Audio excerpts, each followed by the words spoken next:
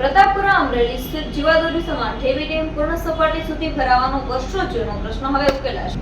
રાજ્ય સરકારના જળસંપત્તિ અને પાણી પુરવઠા મંત્રી શ્રી કુંવરજીભાઈ બાવળિયા અમરેલી જિલ્લાની મુલાકાતે છે। જળસંપત્તિ અને પાણી પુરવઠા મંત્રીશ્રીએ અમરેલી જિલ્લામાં ખેતીલક્ષી સિંચાઈ યોજનાઓ, જૂથ પાણી પુરવઠા સુધારણા યોજના અન્વયે વિવિધ પ્રગતિ તળેના વિકાસલક્ષી કામોની સમીક્ષા કરી હતી।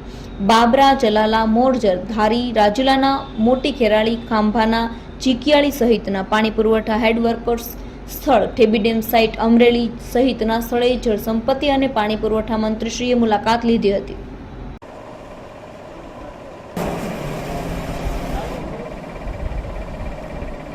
જે 1996 થી અમરેલી ઠેબી ડેમનો જે પ્રશ્ન હતો કે અમરેલી ઠેબી ડેમ પૂર્ણ ભરાતો નહોતો, 47% જેટલો ડેમ ખાલી રહેતો હતો।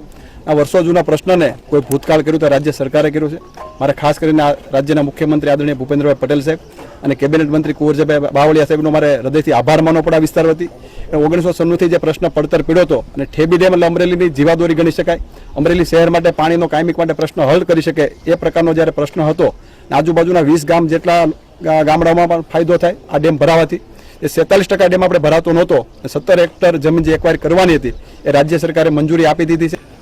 રાજ્ય સરકાર અમારો જળ સંપત્તિ વિભાગ માનનીય મુખ્યમંત્રી આદરણીય ભૂપેન્દ્રભાઈના માર્ગદર્શન હેઠળ જે રીતે કામ કરી રહ્યો છે એના ભાગરૂપે આખા એ સૌરાષ્ટ્રની અંદર જે વર્ષોથી સિંચાઈને લગતા જે પ્રશ્નો પડતર હતા એવા પ્રશ્નો એનો વહેલી તકે ઉકેલ આવે અને જે તે લગત વિસ્તાર હોય એને એનો લાભ મળે, સિંચાઈનો હોય કે પીવાના પાણી માટેનો, એના માટે સતત ચિંતિત અમારો વિભાગ અને અમારા માનનીય મુખ્યમંત્રીના માર્ગદર્શન હેઠળ અમે કામ કરી રહ્યા છીએ।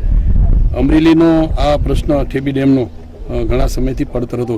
આ વિસ્તારના સન્માનની કૌશિકભાઈ આખી ટીમ ધારાસભ્યોની અને સંગઠનના મિત્રો ઘણી વખત આ અમારા સુધી વાત કરતા કે અમને આ ઠેબી ડેમ માટેનો ઉકેલ લાવો, અને એના ભાગરૂપે જે કંઈ આ વિસ્તારને અને એમાં ખાસ કરીને અમરેલી શહેરને પીવાના પાણી માટે દરરોજ પાણી મળી રહે એવું આ ઠેબી ડેમ પીવાના પાણી માટેનું રિઝર્વેશન થયેલું આ ડેમ, એમાં જમીન સંપાદન અને બાકીનું જે કંઈ કરવાનું થતું હશે એના માટેનું અમે પૂરતું ફંડ ફાળવી આપ્યું છે।